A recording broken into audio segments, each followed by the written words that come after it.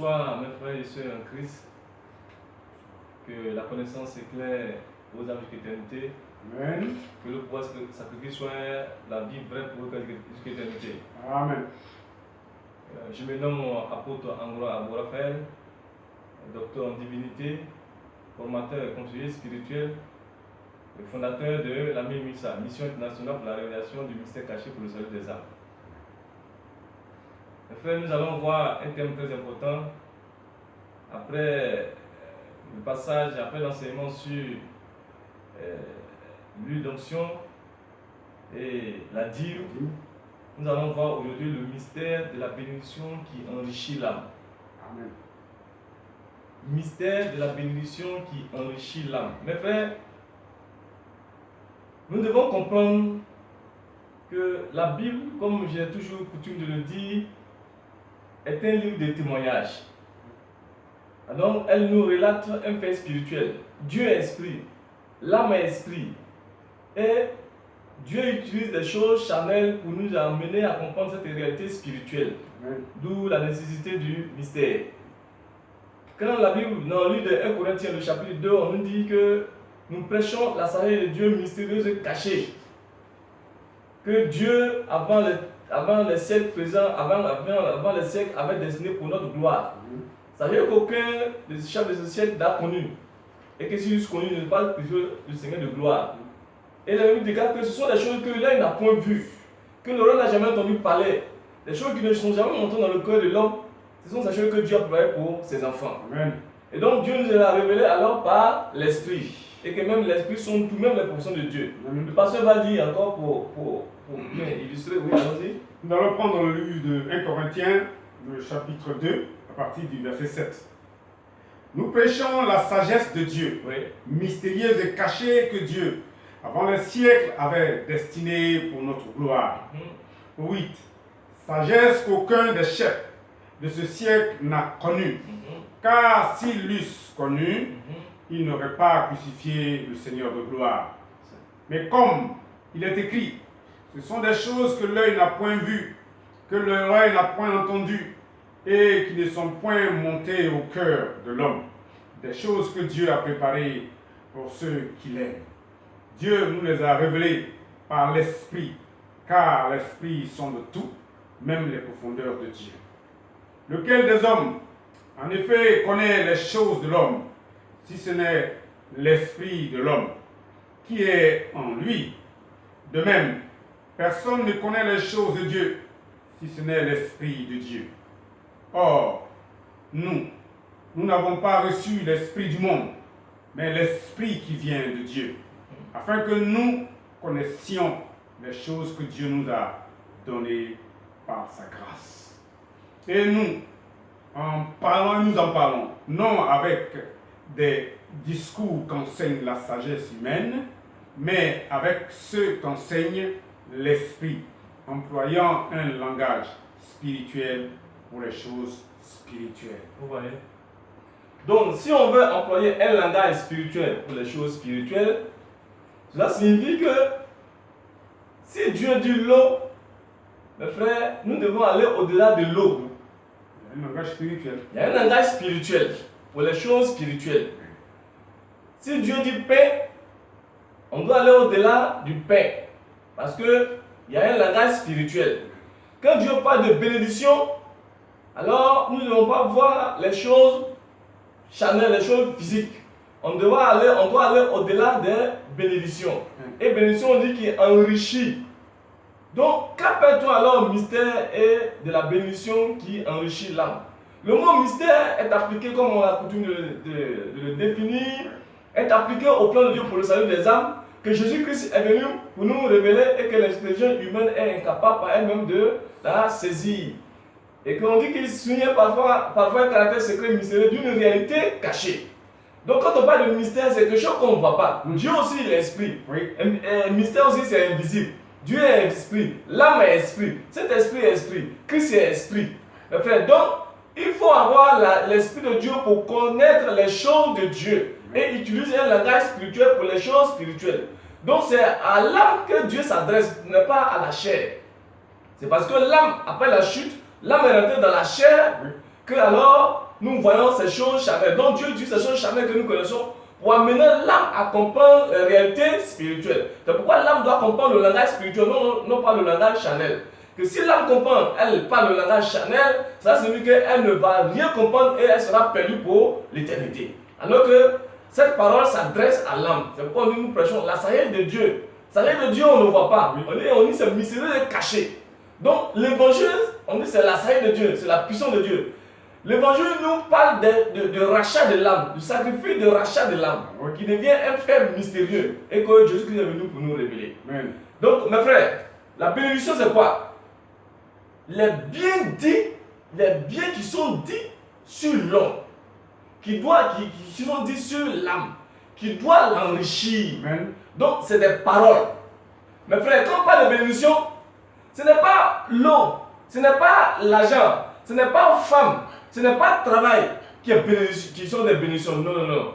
On dit des paroles, des biens dits sur quelqu'un. Oui. Et ça doit enrichir. C'est-à-dire ça doit produire effet. Oui. Donc, ce sont les effets-là qu'on appelle alors des trésors. Des paroles qui doivent produire son effet. Amen. Donc, des paroles qu'on appelle des bénédictions, des biens dits. Biens qui sont dits sur quelqu'un. Donc, les paroles qu'on prononce sur quelqu'un qui doit avoir son effet. L'enfant là, il doit réussir. Il doit réussir. Donc, les paroles qu'on dit sur lui là, doivent faire son effet sur lui. Et donc, charnellement, c'est qu'il cherche là, peut-être qu'il a eu petit quelque chose pour aller manger. Donc, les paroles ont eu leur effet. Et leur effet, qu'on fait quoi? On enrichit. Donc, quand on parle aussi de malédiction, on dit c'est le mal qui est dit sur l'homme, qui a son effet négatif sur l'homme. Quand on dit l'enfant il sera maudit, donc c'est les paroles qu'on dit sur quelqu'un qui agit sur quelqu'un, parce que chaque parole a son esprit. Et donc son esprit aussi, alors va agir complètement sur celui qui a écouté, qui a entendu et qui a cru et qui a accepté ça. Donc, mes frères, quand on parle de bénédiction, aujourd'hui on a tellement les gens n'ont rien compris et ne comprennent pas le langage spirituel. Ils voient les choses charnelles comme c'est ça qui est bénédiction. Et c'est pourquoi ceux qui font souvent appeler les vendeurs d'illusion, ils utilisent alors ces choses charnelles pour les escroquer. Viens, tu vas te marier. Et on leur appelle mariage comme bénédiction. Viens, tu vas voyager. Et ils prennent comme bénédiction. Viens, tu vas marcher. Ça, mes frères, ce ne sont pas des bénédictions. Ce n'est pas ça.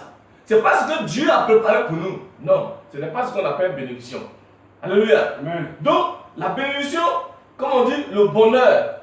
Le moment qu'on dit bonheur, c'est un moment, une heure qui est bonne. Ouais. Bon heure. Un moment. L'heure, c'est un temps. Oui. Un temps, un bon temps. Et quand on dit malheur, c'est un mauvais temps. Ouais. Une mauvaise heure. Une mauvaise heure. Il faut qu'on arrive à comprendre les choses de manière spirituelle. Sinon, si on ne comprend pas, on ne peut pas adorer Dieu. Ce n'est pas possible. Après, Dieu nous dit qu'après la chute d'Adam et Ève, avant notre chute, il nous a enrichis. Oui. Il nous a couverts de toute espèce d'or, de pierres précieuses. Et ces pierres précieuses sont des caractères. C'est symbole. On a comparé l'or, l'argent, diamant, tout ça là. Des choses qui sont les sources de la terre que nous connaissons pour nous amener à comprendre la valeur spirituelle des choses dites, des paroles dites par Dieu, qui doivent avoir leur influence sur nous. Donc, Dieu comparait alors l'argent et l'or lui-même à sa vie, à ses caractères. Amen. Donc, ces paroles qu'il va prononcer sur nous, alors doivent avoir son effet sur nous qui doit enrichir l'âme, renfermer l'âme dans toute sa gloire. Donc, quand nous prenons le livre d'Ézéchiel, le chapitre 28, verset 11 17 que le pasteur va dire pour nous, pour que nous amener à comprendre alors toutes ces choses spirituelles. Hein? Allons-y. Ézéchiel 28, verset 11. À partir du verset 11, la Bible dit: la parole de l'Éternel me fut adressée en ces mots: Fils de l'homme, prononce une complainte sur le roi de Tyr. Tu lui diras: ainsi parle le Seigneur l'Éternel. Tu mettais le sceau à la perfection. Tu étais plein de sagesse, parfait en beauté. Tu étais en Éden. le jardin de Dieu, tu étais couvert de toute espèce de pierres précieuses. Donc tu étais dans le jardin et tu t'es couvert de toute espèce de pierres précieuses. Oui. Tu étais couvert donc de pierres précieuses. Tu étais couvert de toute espèce de sardoine, Oui. de topaz, Oui. de diamants, Oui. de chrysolites, d'onyx, de jaspe, de saphir, d'escarboucle, d'émeraude et d'or. Tes tambourins et tes flûtes étaient à ton service, préparés pour le jour où tu fus créé. Tu étais un chérubin protecteur, aux ailes déployées. Je t'avais placé et tu étais sur la sainte montagne de Dieu. Regardez, le Seigneur est en train de nous révéler avant notre chute. Oui. Il dit que nous étions couverts d'or, de toute espèce de pierres précieuses. Oui. Bon, dans le royaume là-bas, est-ce qu'il y a pierres précieuses là-bas? Les pierres précieuses, on les trouve dans le sol, Amen. la terre et ses richesses. Amen. Donc c'est un esprit et c'est un caractère. Donc Dieu est en train de nous amener à comprendre que nous étions remplis de ces caractères. Oui. Comme l'or est précieux, et comme le diamant est précieux, L'émeraude, l'émeraude est précieux. l'onyx et Donc le jaspe. il prend ces éléments-là pour nous amener à comprendre que ce sont ces qualités, ce sont ces caractères-là qui étaient en nous avant notre chute. Avant que Adam et Ève ne chutent, il avait mis en nous, il avait mis en eux ses caractères. Avant que l'âme ne chute, il avait mis en eux ses caractères. C'est ce caractère-là qu'il était en train de symboliser. Donc la terre qui est un esprit, Oui. et les richesses qui en découlent sont les caractères de cet esprit, les richesses. Mes frères, c'est pourquoi il faut avoir le langage, il faut utiliser le langage spirituel pour parler des choses spirituelles. Si nous on parle le langage charnel, on ne pourra pas comprendre Dieu. Donc c'est pourquoi il dit quelque part que l'Esprit de Dieu dans le cœur de l'homme est précieux plus que l'or. Donc quand on prend l'or, ce n'est pas de l'or physique qu'il s'agit. Il s'agit du caractère de Dieu. Et donc ces paroles qu'il a prononcées sur nous, alors doivent produire ses caractères. Oui. Les paroles qu'il a prononcées sur nous doivent enrichir l'âme. C'est pourquoi quelque part les gens disaient que, ou Fouet disait que la paix ce n'est pas un mot, mais c'est un comportement. C'est vrai que c'est un caractère que l'homme qui doit enrichir l'âme et que l'homme doit vivre. Oui.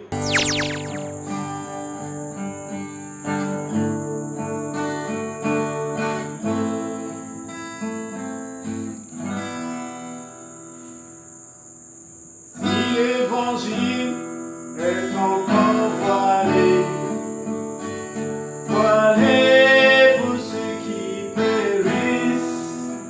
Si l'évangile